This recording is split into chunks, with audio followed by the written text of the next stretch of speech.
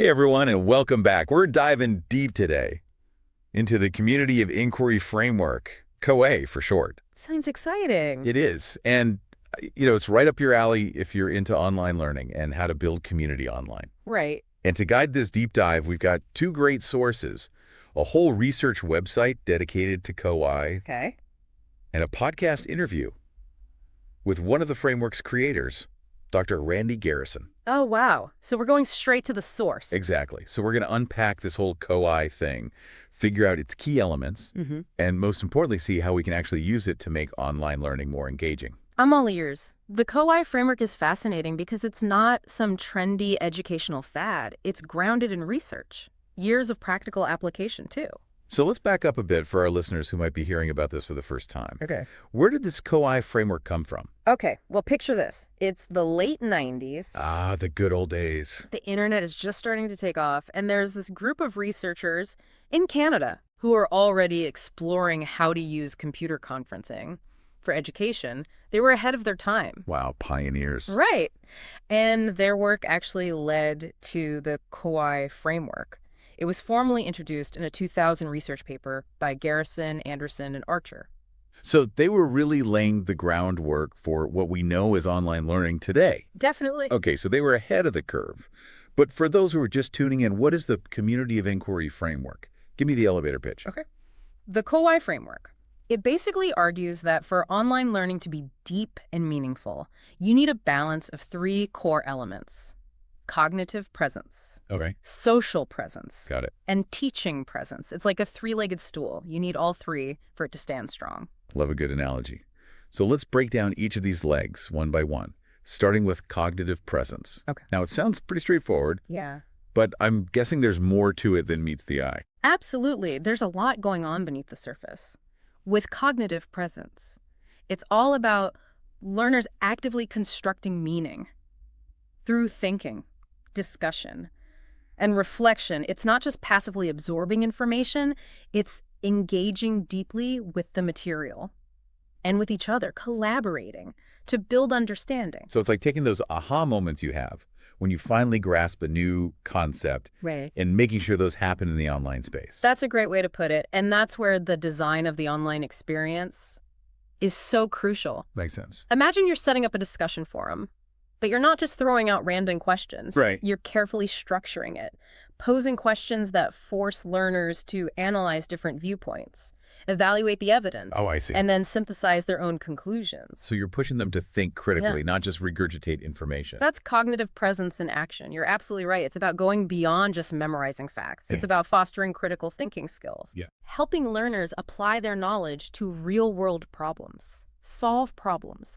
make informed decisions. Because, let's be honest, that's what they'll need in the real world. Exactly. It's about giving them the tools to not just learn, but to think. I love that. You're giving them the tools to think, not just what to think. Exactly. So how does metacognition fit into all this? It popped up a bit in the COI research we looked at. Oh, yeah. But for our listeners who may have forgotten what it means, could you give a quick refresher? Sure. Metacognition is basically thinking about thinking. It's that ability to be aware of your own learning processes, to know your strengths and weaknesses, and how you best learn. It's like having that inner awareness of your own learning style. Yes. And this is especially important in online learning. Why is that? Well, in an online environment, learners need to be more self-directed. Ah, I see. They have to take responsibility for their own learning. So metacognition is like giving them a compass to navigate the online learning world. I like that, a compass. When learners are metacognitively aware, they're more likely to actively participate in discussions, seek out resources, Yeah. and find effective learning strategies, all of which contribute to a stronger cognitive presence within the online community. So encouraging learners to reflect on their own learning, Right.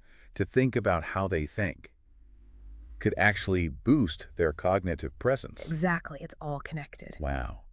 We started with a simple definition of cognitive presence. Right. And now we've uncovered its connection to critical thinking and metacognition. You've gone deep. It's so much more than just understanding facts. It really is. It's about creating an environment where learners are actively engaged Absolutely. and challenged to think critically. You got it. That's powerful stuff. Definitely a crucial element of the COI framework. a crucial element for creating an engaging and intellectually stimulating learning experience, online or offline. So we've got the brains buzzing with cognitive presence. But a learning community needs more than just thinking, right? What about that feeling of connection, belonging? Isn't that where social presence comes in? You're reading my mind. Social presence. Absolutely essential. It's all about fostering a sense of community and belonging in the online space. Yeah. That feeling of connection when you can interact with others, share your thoughts and feelings, Yeah. and you feel like you're actually part of a group, not just individuals staring at screens. You know, it's funny because when I think of online courses, the first image that pops into my head is those discussion forums where everyone's hiding behind their usernames, posting responses, and then disappearing. Yeah, I know what you mean. Feels a little impersonal, doesn't it? It can. That's a common experience, unfortunately. Right. But it really doesn't have to be that way. So how do we go beyond those faceless forums? How do we create that sense of real community? Well, it starts with the design of the experience. Think about it. What if an online course started with an icebreaker activity where learners share something about themselves? Maybe a fun fact or a personal story, something to break the ice. Right. And what if there was a dedicated space for informal conversations? Oh, I like that. Like a virtual lounge or cafe. Like those water cooler moments at the office. Exactly, where people can chat about things unrelated to the course, just connect on a human level. I think those informal interactions can be so valuable. They really are. And don't forget the power of group projects. Yes. The joys of group work. When you have to work together Yeah. towards a common goal, you have to communicate, collaborate, support each other, and it naturally builds those social bonds. I've definitely learned more and felt more motivated in online courses when I had classmates to bounce ideas off of, Yeah. celebrate successes with. That camaraderie makes a huge difference. It does. It transforms a collection of individuals into a real community. Yeah. It's all about fostering those relationships to make learning more fun, engaging, and ultimately more effective. Because when you feel connected to a community, you're more invested in the learning process. Okay, so we've got cognitive presence, we've built connections with social presence, but what about the instructor? Where do they fit into all of this? That's teaching presence. Right, on target. Teaching presence is all about the instructor's role in designing, facilitating, and guiding the whole learning experience. It's about being present, engaged, not just a talking head delivering content, but actively shaping the environment to support both cognitive and social presence. So it's much more than just uploading lecture videos and posting assignments. Absolutely. It's about being an active participant in the community. Think of the instructor as the architect of the learning experience. I like that, the architect. They build the structure, set the tone, and provide the support that's needed for those other two presences, cognitive and social, to truly thrive. Sounds like a pretty demanding role. How can instructors really nail teaching presence, especially when they might be juggling multiple courses or tons of students? It is a balancing act for sure, but there are definitely some strategies. One is to provide really clear instructions for assignments and activities so learners know exactly what's expected of them. Yeah. Another is to be really proactive in facilitating discussions, posing those thought-provoking questions that get people talking and thinking critically. So it's that guide on the side, not sage on the stage approach. But isn't that harder to do in an online setting? I mean, you don't have those in-person cues. It has its challenges, but there are tools and techniques that can help. Like what? Well, video conferencing, that can be great for live Q&A sessions or small group discussions. Right. And you can even give personalized feedback through audio or video recordings, which can be way more engaging than just written comments. Those are great ideas. Yeah. It's like you're finding creative ways to bridge the distance, make the online experience more personal, interactive. Exactly. It's about making learners feel seen, heard, and supported, even when they're miles apart. That's the essence of teaching presence. So we've got these three pillars of the COI framework: cognitive presence, social presence, teaching presence. But this framework was developed back in the early days of online learning. Right. I'm curious, how does it hold up today? I mean, the world of online learning has changed so much. We have AI-powered tutors, immersive virtual reality experiences. Who knows what's next? You make a really good point. It's easy to think that something developed in the era of dial-up internet and text-based forums might be outdated. Yeah. But the remarkable thing about the COI framework is that those core principles are still incredibly relevant, even with all the fancy new tech we have. So even with all the bells and whistles, The basic human needs for connection, engagement, and guidance don't really change. Exactly. Think about it. Whether you're learning in a traditional classroom or an online forum or even a virtual reality simulation, those elements of cognitive, social, and teaching presence, they're essential for creating a meaningful and impactful learning experience. Okay, I'm starting to see how adaptable this framework is. But is there a risk that the technology could overshadow the human element? What if AI tutors get so sophisticated that they can personalize instruction and feedback better than a human ever could? That's a great question. And it's a question researchers are actively exploring. Some believe that AI could actually enhance teaching presence by freeing up instructors to focus on higher level tasks like mentorship or facilitating those deeper discussions. Others worry that relying too much on AI could dehumanize the learning experience and lead to a decline in social presence. I can see both sides. On one hand, it would be great if AI could take care of the more repetitive tasks, Great. like grading quizzes or giving basic feedback.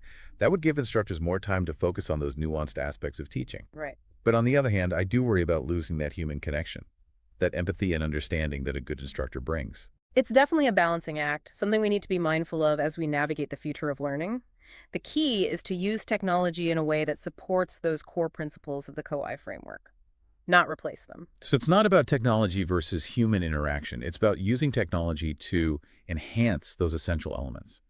Cognitive, social, teaching presence. That's exactly it. Technology as a tool to amplify our efforts, not a substitute for that human connection, which is really at the heart of learning. So we've talked about the role of technology. Let's delve a bit deeper into how the COI framework might adapt to these future learning environments. We touched upon AI, but what other trends are shaping the future of online learning, and how might COI help us navigate those trends? One big trend is the move towards personalized learning. Learners today have access to so much information and so many resources, and they want learning experiences that are tailored to their individual needs, their interests. It makes sense. We're moving away from that one-size-fits-all model of education and recognizing that people learn differently at their own pace. But how does the KI framework fit into this personalized learning world? Well, think about it. The COI framework already has a structure for creating learning environments that are inherently social and collaborative, which can actually support personalization in some really interesting ways. Okay, I'm listening. So first, when learners are actively engaged in discussions, working together on projects, they're exposed to different viewpoints, different approaches to learning. This helps them discover their own strengths and weaknesses, and they can start developing strategies that work best for them. It's like a built-in support system. Exactly, where they can learn from each other, personalize their learning journeys together. And second, instructors who understand teaching presence can actually use technology to give more targeted feedback and support to individual learners, even in a large online class. Wow. So the COI framework, instead of being outdated, can actually help us create those rich, personalized learning experiences that learners are looking for. That's right. It's all about finding that balance between flexibility and support. Absolutely. It's about creating a space where learners feel empowered to take control of their learning, but still have the guidance they need to succeed. And that brings us back to that human element, those connections, those relationships that really make learning more engaging, more meaningful. It always comes back to that, doesn't it? No matter how advanced technology gets. We can't forget that learning is a fundamentally human experience, and the COI framework gives us a way to foster those human connections in any learning environment. I feel like we've gone on quite a journey with the COI framework. We've explored its origins, delved into its core elements, cognitive, social, teaching presence. We even took a peek into the future with that idea of emotional presence. It's been quite a deep dive. It has. And it's clear this framework gives us a powerful lens for really understanding and improving online learning. And you know what's amazing is that even as technology keeps advancing at this incredible speed, the core of the COI framework remains so relevant. It's like we've built this incredible toolkit for online learning. Yeah. And no matter what new tech comes along, those core principles, those are our guide. I like that. A toolkit. You're right. The tools themselves might change, the platforms might evolve, but the core stays the same. The need for connection, engagement, guidance, those are constant in learning. They are. So for you, listening right now, you're on this mission to build a thriving online learning community. I hope this deep dive has given you some ideas to help you along the way. I hope so too. Remember, the COI framework isn't just some abstract theory, it's a practical guide for creating those learning environments that are both effective and engaging. It is, and those two things don't always go hand in hand. Right, but they can. So whether you're designing an online course, running a virtual workshop, or even just trying to build a sense of community online, the COI can be your roadmap. It can. We've given you a lot to chew on in this deep dive, but I want to leave you with one last thought, something to ponder. As technology keeps blurring those lines between the physical and digital worlds, how can the COI framework help us design hybrid learning experiences?